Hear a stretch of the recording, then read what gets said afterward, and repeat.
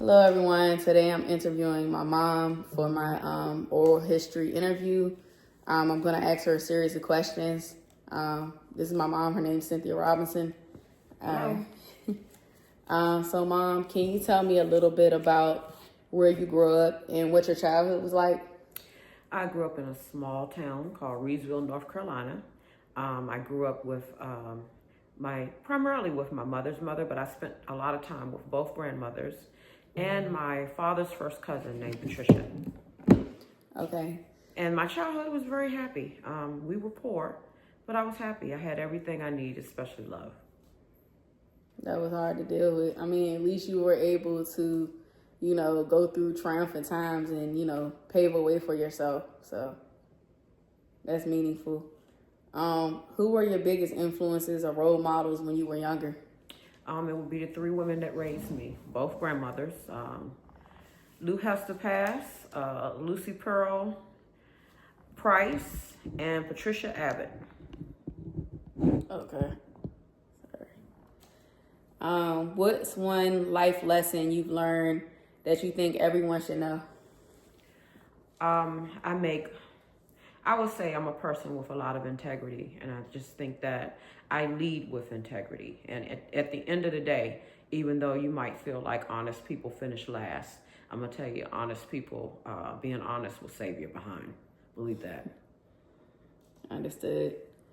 What values do you hold most important, and how did you develop them?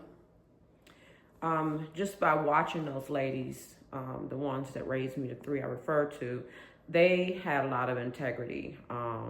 They always thought about the needs of their children first. They were hardworking, strong, independent women. And so I value my own inner strength. I value my judgment.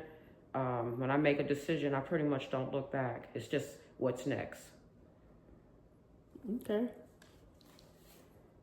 What's one of the biggest challenges you faced, and how did you overcome it, Mom? One of the biggest challenges is just staying on track, not letting toxic people throw me off my game.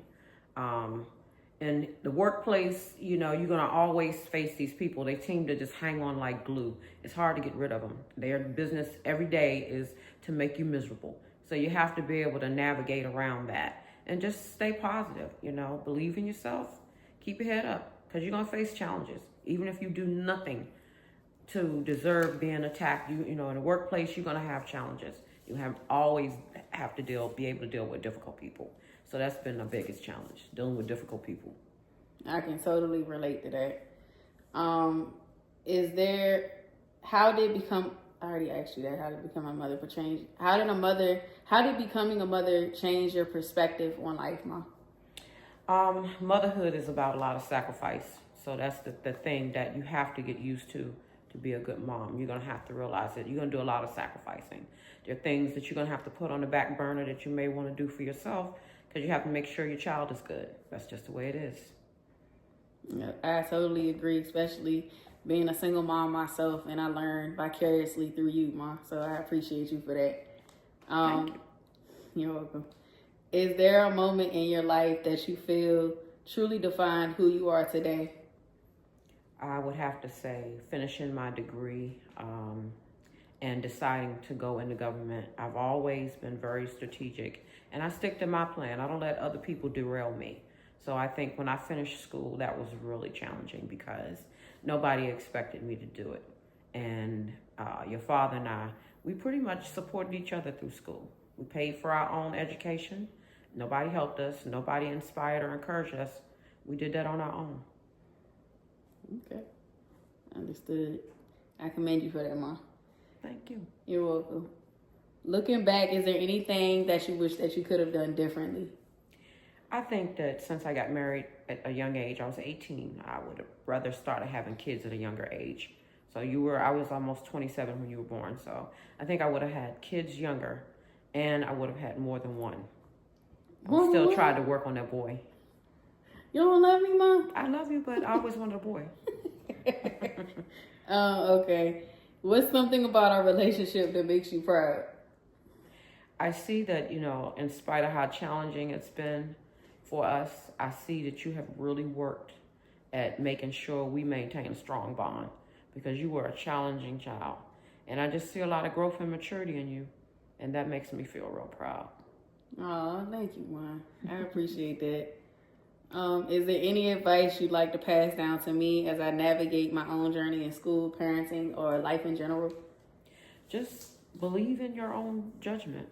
Don't always rely on what other people think or other people's advice. You can listen to what they say, but at the end of the day, you're the one who's going to have to make the call, whatever decision it is, because if you make the call, then you don't really have any regrets.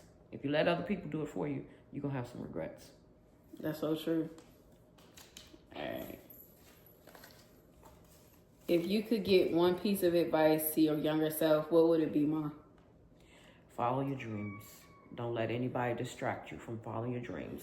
There are some things I probably could have accomplished if I had just stuck with it. And I mean in the artistic realm, because I didn't even realize how creative I truly am until later in life.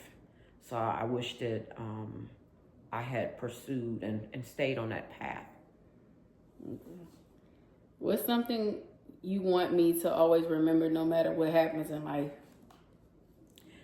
Know you were loved, how much you were loved, and how much that I felt it was so important for you, and even with your child, to develop your own inner strength, to be strong, independent, no matter what. As long as you keep that in the forefront, stay independent of people. Be able to do it on your own. Don't rely on others so much. And I think you'll be okay. You'll be a survivor, just like me. Oh, thank you, Ma. That's a beautiful perspective, and I appreciate your honesty during this interview. And I just want to say that my mom is one of the most influential, significant people in my life. I idolize her. She's someone that I look up to, and I just appreciate her standpoint in my life, and I appreciate her advice and her guidance, and I just love her dearly. So I thank you for taking the time to listen, and I hope that you guys like our interview. All right. Thank you.